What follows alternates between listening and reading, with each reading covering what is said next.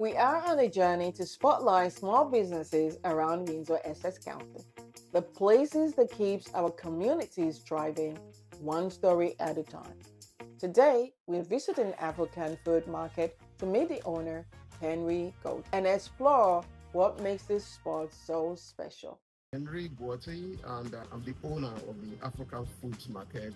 We also have another branch in Hamilton, also called African Foods Market, the mother branch before we moved out to Windsor. I just wanted a situation where we'll be able to serve the community here in Windsor. I came to do holidays here and moved around shopping for African stores, and I could only see one or two at the time I came in 2019.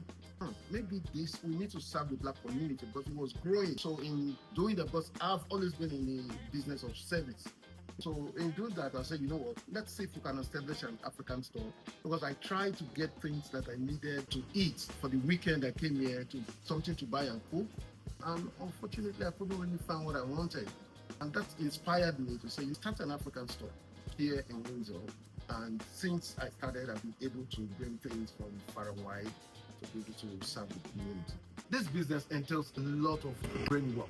Sitting at home, think about what the community will be needing the next day. So being able to put all this together, what I need to get for the people to be happy with, what I need to travel to the wholesalers to get. I've been planning to also go to Africa, because we do that as well. We go to Africa. There's some things we need to bring from Africa. So the finances that are needed for the business, the things that the food, the merchandise that is needed for the business, all these things that we plan every day. Having enough money to put into the business and make it bigger than you, bigger, just as big as you want it, is a challenge that we're having. Being able to get government grants to help our small businesses would have been something that is also. One other challenge we also have is seeing some people coming to your stores once in a while to buy and then steal. Yes, it has happened twice. One of those times we even had to call the cops in. People came and they grabbed worth about $500. Police chief here in Windsor to see how they can protect small businesses from little theft, like, because we lose money when these things happen. So that's one very big challenge that we are having. I want to say the joy, the smile I see on people's faces when they come to shop. Some people come here with whatever issues they've had at home. I try to make them happy, do their shopping around. I speak with them. Some people even go ahead and tell you challenges they've had, how wonderful the day is. You speak about the weather. The smiles you put in people's faces. They come in here, they don't even want to leave. They want to sit down so that you're able to talk. So this store, the African Food Market, was open to serve people of all different cultures, serve the general public. Of getting the traffic, people coming to buy what they want. We are able to advertise the business wide and far. And then we get the customers who see these things both online and physically come into the store to buy these things. It's going to go a long way. Discounts offered every day. There is no day somebody comes into my store and does not get a discount, especially if you buy large quantity of our merchandise. These are a few of the things that we have that are peculiar to the African Foods Market. Cassava, that is used by most people all over the world that you probably will not be able to find in other stores. It's called kilishi. This kilishi is like a beef jerky.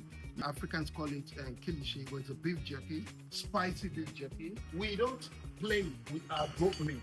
So our goat meat is special because it comes with less oil and less bones, specially made for African. You can get goat meat in most African stores, but the one that is from us is something that is special. We have some specialty meat. This one is called, it's cow skin English, and in the African dialect, they call it pomo. Something that we also have that you cannot find in most African stores is the cow foot. We also have something that is peculiar to the African food market. It's the ogbono. This ogbono is what I go to Africa myself, to Nigeria, to supervise the making.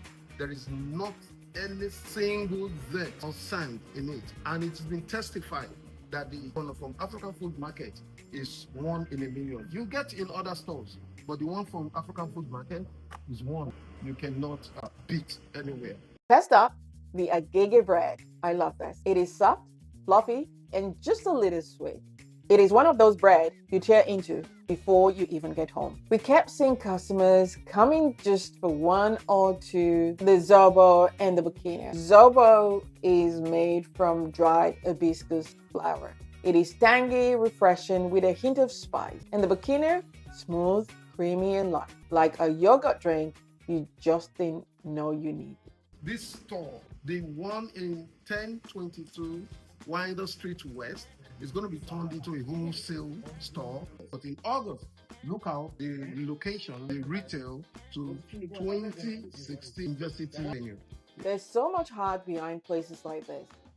Supporting the local businesses isn't just about shopping, it is about discovering, connecting, and celebrating what is right in our own backyard.